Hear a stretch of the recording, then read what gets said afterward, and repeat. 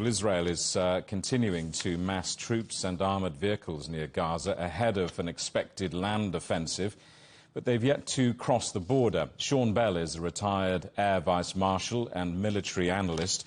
Sean, welcome. Good to see you. First, why has this military operation been delayed so far? Yeah, good afternoon.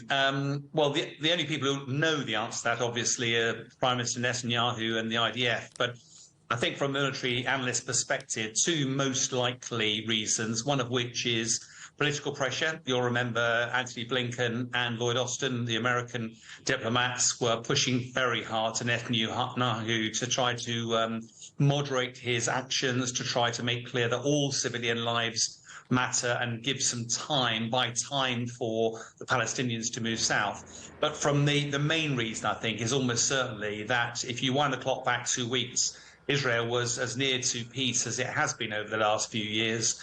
And then all of a sudden, it's looking to wage its biggest military campaign for decades. And they've mobilized 350,000 people. They've planned to a joint military operation, air, land and maritime together. And I know firsthand those are incredibly difficult operations to pull together. So training the people, getting the logistics right, preparing to do the job properly rather than fudging it, which would be extremely dangerous. I think those are the main reasons why we've seen a delay to date. How complex a military operation will this be when Israeli ground forces do go into Gaza? I mean, what exactly will they be seeking to do? Well, again, with my military hat on, you always want clear objectives, and it's pretty clear what Israel has said is they want to destroy Hamas.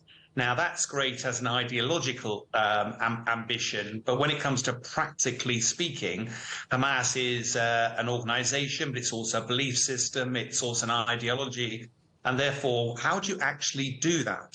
We're seeing the first stages of that, the bombing campaign, which is designed to take out the infrastructure, Hamas's leadership, probably some weapons supplies, communications nodes and stuff like that. But if you actually want to take out individuals, you have to end up going in on foot. And that will be an infantry operation. It won't be tanks. Tanks may well encircle Gaza City. But the urban warfare, it's no place for a tank. And therefore, it becomes extremely dangerous, extremely difficult. And you can only imagine that Hamas will fight, but then as soon as the times get tough, they'll just blend away into the Palestinian peace, the civilian population, and all of a sudden leave Israel very frustrated. And you can just imagine Israel walking away, believing job's done, and the very next day, a rocket barrage firing across the border from a petulant Hamas. It's very difficult to see what good success looks like from a military operation into Gaza. Is it realistic or even possible to dismantle Hamas in a ground offensive? I mean, what would that look like? Well, unfortunately, you would end up getting involved in some form of urban conflict, and without wishing to be melodramatic, the last time we saw that in recent times was the Russians going into Bakhmut. And you'll recall that 30,000 Russian soldiers died in street-to-street fighting. Every corner, every window, every door offers a threat. And that will be very, very difficult for the IDF. Plus the fact Hamas has got a network of tunnels under Gaza City known as the Gaza Metro.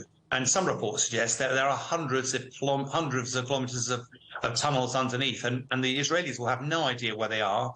The Hamas will have spent literally decades investing in these tunnels. By all accounts, they've got power, they've got communications, they've got weapons, they've got headquarters underground, rest areas, the like. And that means Hamas could pop up almost anywhere in the city and cause absolute carnage on the IDF. So if the Israelis do decide to go in, and I think the jury's still out about whether they will actually go right into the centre of the Gaza City, the real question is it's very difficult to see how they will be able to extinguish Hamas, and it could be an extremely costly battle for them. Sean, good to see you. Thanks for coming on the programme. Sean Bell, Air Vice-Marshal and military analyst.